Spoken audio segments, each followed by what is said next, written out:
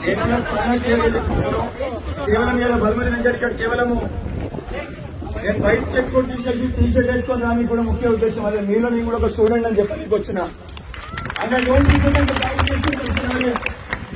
యావత్ విద్యార్థి లోకం తరఫున చాలా మంది విద్యార్థి సంఘ నాయకులు వస్తామని ప్రయత్నం చేసినా వాళ్ళని ఎక్కడికక్కడ ఇంట్లోనే అరెస్ట్ చేస్తారు.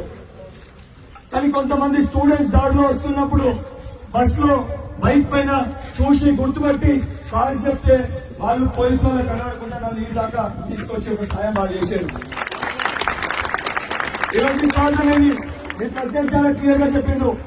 బట్ ఈ కాజ్ అనేది రిజాల్వ్ అవ్వాలంటే ఇది కేవలము ఉత్త IIIT స్టూడెంట్స్ కాదు, మీకోసం బయట వేలాది మంది మీ తల్లిదండ్రులు కూడా ఈరోజు దిగులు పడుతున్నారు, వాళ్ళు కూడా బాధపడుతున్నారు.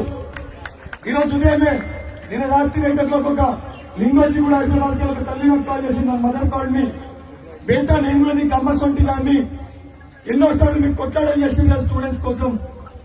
మా పిల్లలు రేపు పొద్దుకెళ్ళి 3 రోజులు ఎండలో కూర్చొని ధర్నా చేస్తా అంటారు బేటా, వాళ్ళ కోసం పోవాలి నేను కూడా వస్తానని చెప్పని పాప మా తల్లి పొద్దున 7 గంటలకి ట్రైన్ ఎక్కి 11:30కి ఇక్కడ దిగి బయటకు వస్తే ఆమె ఇప్పటికి కూడా బయట వెయిట్ చేస్తుంది. ఐ డోంట్ నో ఎవరి మధ్యలో మీలో ఒక్కరి మధ్య ఆమె, కానీ ఇప్పటికి కూడా బయట వెయిట్ చేస్తుంది లోపల రానివ్వకుండా. సరే మేమంటే పొలిటికల్ కోసము, సరే విద్యార్థి సంఘ నాయకులము, కానీ తల్లిదండ్రులని క్యాంపస్ లకి రానివద్దా? ఆ రైట్ మనకు ఉందా లేదా? ఇక్కడికెళ్ళి నేను సంబంధించిన ముఖ్యమంత్రి గారు కూడా నేను ఒకటే వేడుకుంటున్నా, దయచేసి రాజకీయం కోణంలో ఆలోచించకుండా ఈ విద్యార్థులు ఎదుర్కొంటున్న సమస్యలు ఏదైతే రేపు వీళ్ళు మన భారతదేశానికి కాబోయే పౌరులు, వీళ్ళ చేతిలోనే మన భారతదేశ జీవితం ఉంటుంది, మన రాష్ట్ర జీవితం ఉంటుంది. వీళ్ళు పెట్టిన ప్రతి అంశం, ఎందుకంటే ఇది ఇప్పుడు కాదు, ఫ్యాకల్టీ సమస్య కానీ, మీ ఫుడ్ ప్రాబ్లం కానీ, సంబంధించిన రిక్రూట్మెంట్ కానీ, సంబంధించిన మీకు ఇవ్వాల్సిన ఎక్విప్మెంట్ కానీ ఏవైతే 10 డిమాండ్లు మీరు పెట్టారో, ఈ రోజు ప్రతి డిమాండ్ ని తెలంగాణ రాష్ట్ర వ్యాప్తంగా ఉన్న ప్రతి ఒక్క విద్యార్థికి రోజు ఉదయం కెళ్ళి సోషల్ మీడియా మాధ్యమాల్లో తీసుకెళ్లే ప్రయత్నం చేస్తున్నాము. అందుకాక వివిధ యూనివర్సిటీలో Hyderabad central university, Osmania university, Kakatiya university, Mahatma Gandhi university, Telangana university, Acharya engineering university, ప్రతి యూనివర్సిటీలో ప్రెసిడెంట్స్ కూడా మాట్లాడడం జరిగింది. వాళ్ళందరూ కూడా సంఘీభావంగా ఏవైతే మీరు డిమాండ్స్ పెట్టిరో వాళ్ళ యూనివర్సిటీలో కూడా రేపటికెళ్ళి వాళ్ళు ధర్నా అనేది ప్రారంభిస్తారు.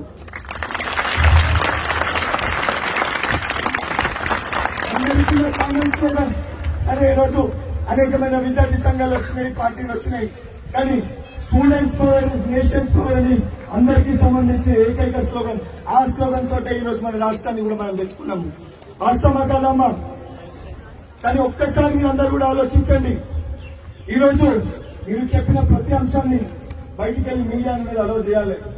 అదే ప్రెసిడెంట్ అని తెలియదు, ఇక్కడున్న సమస్య బయట వాళ్ళకి తీసుకెళ్లేది మీడియా.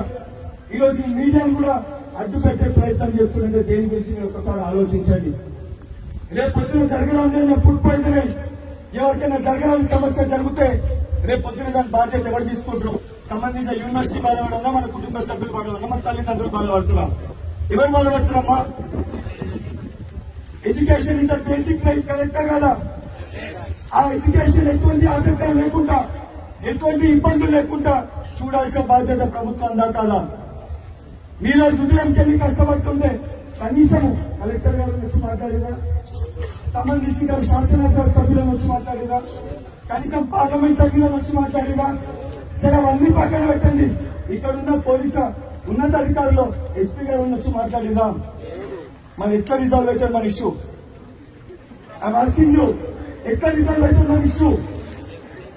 రేపు పొద్దున మనం ఒక్కొక్క రోజు 24 గంటలు మనకు కావాల్సిన హక్కు కోసం మన చదువులు మనం ఎందుకు ఇష్టపెట్టుకొని ఇక్కడ కూర్చోవాలి? ఎందుకు కూర్చోవాలి? మనము మన హక్కు మనకి ఇయ్యొద్దా? రేపు పొద్దున 3 రోజులు కూర్చుంటాము, రిజల్ట్ లేకపోతే అకాడమిక్స్ ఎవరిపోతాయి? ఎవరిపోతే అకాడమిక్స్?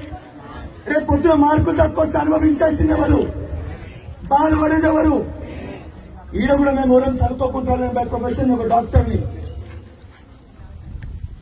ఈడ ప్రతి ఒక్క అంశం, అన్నం తినేటప్పుడు సాంబార్లో బల్లి వస్తుందంటారు, ఇంకో దానికి ఎరుకు వస్తుందంటారు. ప్రతి ఇష్యూ, ప్రతి చోట ఫుడ్ పాయిజన్ సమస్యలు కూడా అనేక స్టూడెంట్స్ కి జరిగినా జరగలేదా? ఏ రోజైనా దాన్ని సరిదిద్దే ప్రయత్నం చేసిరా? ఈరోజు మీరు అందరూ సరే ఎవరైతే మనం ఇక్కడే ఉన్నాం బయట పాపం ఎంతో మంది మీకోసం వచ్చి ఎక్కడెక్కడికి వచ్చి గేట్ల కాడ వాళ్ళని అరెస్ట్ చేసి ఇంకా వాళ్ళని పోలీస్ స్టేషన్ లో పెట్టారు. వాళ్ళు దేనికోసం వచ్చారు? ఇప్పుడు మీరు మాట్లాడితే మీ ప్రెసిడెంట్ గారికి అనిపించింది అన్న పొలిటికల్ చేయకండి బ్రదర్. ఇదే స్టూడెంట్స్ కోసము ఇంటర్మీడియట్ ఇష్యూ అప్పుడు మీ ఇంట్లో తమ్మని అడగండి. బోర్డ్ ఆఫ్ ఇంటర్మీడియట్ ఇష్యూ అప్పుడు స్టూడెంట్స్ కి పోస్టులు కాక 18 మంది చనిపోతే ప్రతి ఇంటర్మీడియట్ స్టూడెంట్స్ ని పాస్ చేయాలని చెప్పి ఫైట్ చేసి వేలాది మందితో బోర్డ్ ఆఫ్ ఇంటర్మీడియట్ పోతే ప్రతి ఒక్క స్టూడెంట్ ని పాస్ చేస్తే దాదాపు 2.5 లక్షల మంది పాస్ అయ్యారు. కోవిడ్ టైంలో ఎగ్జామ్స్ కండక్ట్ చేద్దామని చెప్పని ఆ రోజు కోర్టులో లీగల్ గా ఫైల్ చేసి ఎగ్జామ్స్ కూడా పోస్ట్ పోన్ చేసినాము. ఇవన్నీ కష్టపడితే మమ్మల్ని జైల్లో పెట్టారు, ఎన్ని ఎముకలు ఇరగొట్టారు. ఈ రోజు కూడా పొద్దున మీ ఫోటో చూస్తే ఒకటి ఎవరో మీ దాంట్లో పెట్టారు, ఫోటో చూస్తే బాధ అనిపించింది. ఇంత వేలాది మంది విద్యార్థులు ఇక్కడ కూర్చోడంటే మనం ఎత్తిపోతున్నామని ఆలోచించి రానియకపోతే దాదాపు అక్కడికి వెళ్లి ఒక 5-6 కార్లు మార్చి బస్సు ఎక్కి దాని తర్వాత దగ్గర బోట్ ఎక్కి దాటాల్సి వచ్చింది. ఆ గోదావరి మధ్యలో ఆపేస్తే బోట్ ఎక్కి బోట్లో ఇంటికి వచ్చి మళ్ళీ బైక్ పైన మీకు రావాల్సి వచ్చింది.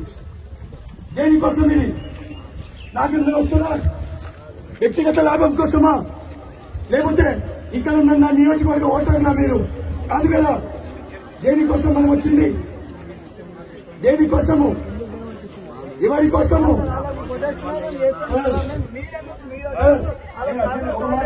నేను అడిగేది ఒకటే, పిలవండి. అది ఎప్పుడు పిలుస్తారు సార్? ఎప్పుడు వస్తారు సార్? సార్ మీరు అనవసరంగా దీన్ని ఇష్యూ చేయకండి. నేను ఫ్లాగ్ పెట్టలేను, స్లోగన్స్ ఇస్తలేను. ఏం చేస్తారు? ఇచ్చుకోండి సార్, ఎవరికన్నా ఇచ్చుకోండి.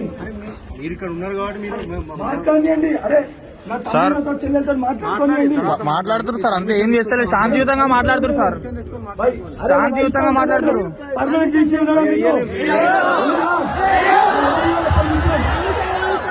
పర్మిషన్ ఎవరు సార్? సార్ మేము ప్రాబ్లం క్రియేట్ చేస్తలేము, ప్రాబ్లం మేము క్రియేట్ చేస్తలేము.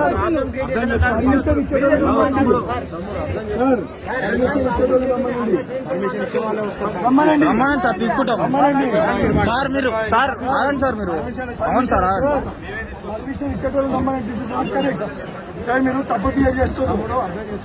తమ్ముడు ఎవరు సార్? ఎవరికి తమ్ముడు? ఎవరికి తమ్ముడు? సార్ సార్ ఆగండి సార్, ఆగండి. హాయ్ ఫ్రెండ్స్, మా టుడే టుమారో యూట్యూబ్ ఛానల్ చూస్తున్నందుకు చాలా థ్యాంక్స్. మరిన్ని లేటెస్ట్ వీడియోస్ కోసం వెంటనే సబ్స్క్రైబ్ చేయండి. అలాగే ఈ బెల్ ని కూడా రింగ్ చేసేయండి. మా నోటిఫికేషన్స్ అన్ని మీ మొబైల్లో వస్తాయి. అలాగే మా వీడియోస్ మీకు నచ్చితే లైక్ చేయండి, షేర్ చేయండి, నచ్చకపోతే కామెంట్ చేయండి.